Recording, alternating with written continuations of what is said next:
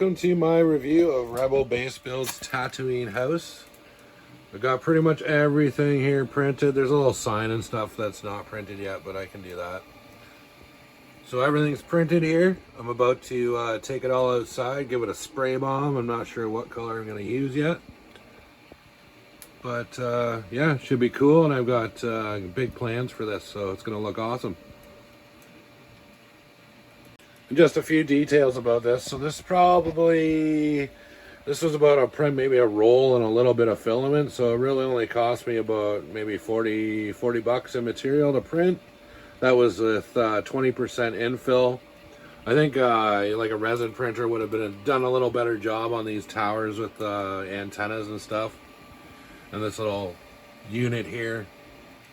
But yeah, I'm just gonna quick clean it up, get it out to paint, and yeah, it should be good. But yeah, I printed it all on this Neptune 3, so it didn't take that long to print. It's a pretty fast printer.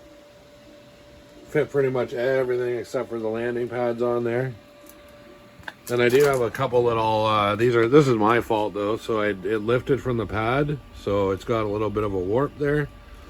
I'll do my best to fix that up, but for what I want to use it for, that won't matter a whole lot. So I guess we're off to the paint shop. All right, we're doing some spray paint now outside, obviously. So I just sprayed them with a gray primer and then gave them a light dusting with a little black spray paint to make it look a little worn. Painting the awnings like an orangey yellow kind of thing.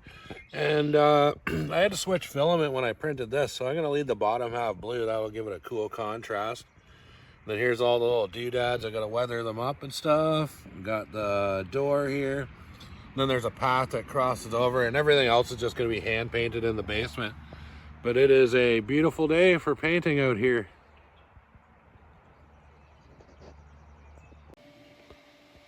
Hey, before we get to the finished product here, this is a print that came with it. I thought it was pretty clever.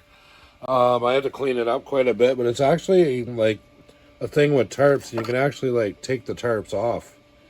So that's pretty cool. That came with the building as well. So yeah, definitely check it out. Alrighty, so definitely took some liberties with it. I added this like robot arm over here with an IG-88 leg. Added a control panel. But that's the building. So yeah, I basically just took what I wanted. I basically just wanted the whole kind of structure. And then I broke those antennas off. I dropped it, of course. So I put the wire on there, and I think it's a G.I. Joe thing. But I got all the awnings on. And it's supposed to be like a kind of a shipping, receiving sort of office, like way up on top of this thing. But I definitely recommend, like everything fit together really nice. It was really cool. I decided not to put the doorway and the door in. I just want to add some lighting and maybe like a mesh door there. Like I said, definitely took some liberties, but all in all, it's a pretty solid print. So remember, you can go check out Rebel Base Builds on Instagram. You can join his Patreon, and it was like 12 bucks or something like that. And you get like access to this print and a whole bunch of other ones.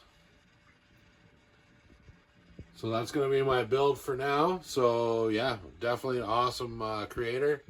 Go check his stuff out. And I think I'll touch on a couple other things I found here. So I'm going way over here. I've been working on my lighting and stuff like that. So getting the station all relit. Getting rid of those old Amazon lights that burned out. But the super awesome thing I found, and they remind me of Joy Toys. So these things here, these towers, I'll try and get a good shot. So they kind of look like Joy Toy. They got these like weird corners and they go all the way around. But I'm using them for like a stackable hanger base. So it's a 10-tier shoe rack you can find on Amazon. And it's pretty cheap. And then I'm printing parts to go across here, so there's going to be walkways, except for the bottom one, obviously, because I'm going to have some cargo and stuff. But I've been screwing around, kind of changing up the hanger a bit, adding some more lighting, so now I've got this whole area down in here that I can screw around with.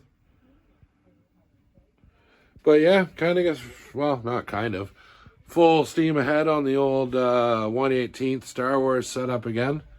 But yeah, that's all it takes is something like this building here. But I highly recommend checking a Rebel base build. He makes some awesome prints. These awnings are great. I love them. Just the style of them. But everything fit together awesome. Took a few liberties as I usually do with prints. And then here, that's just where it's warped up there. That's just not the print adhering to the table, so that's my fault. But I didn't want to waste it because this stuff takes 100 years to print. So there it is. My Rebel base build 3D print. Very cool. Yeah, I'm pretty happy with how this turned out overall. So I'll put up a picture real quick of what the original design was.